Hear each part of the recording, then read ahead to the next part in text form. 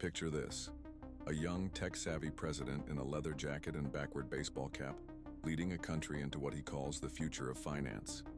That's Nayib Bukele, El Salvador's controversial president who's been making waves globally since taking office in 2019.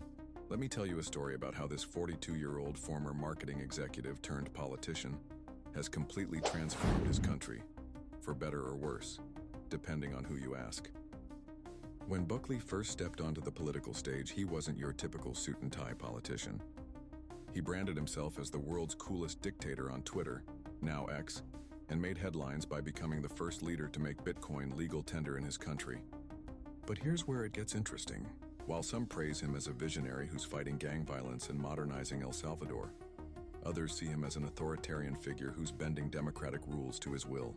Under his leadership, El Salvador has seen its lowest murder rates in decades, but at what cost?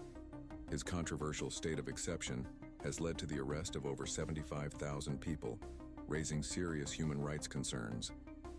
Think about this.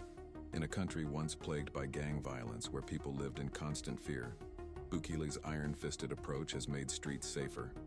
Yet the same policies have given him unprecedented power, allowing him to seek re-election despite constitutional term limits. His Bitcoin experiment? Well, that's another fascinating chapter.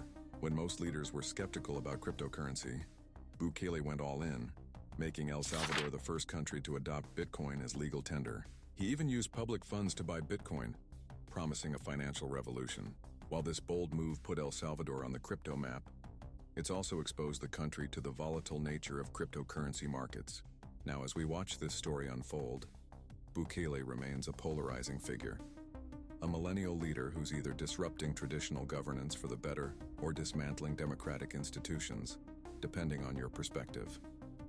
One thing's for sure: his presidency has turned El Salvador into a fascinating case study of modern leadership, technological innovation, and the delicate balance between security and democracy.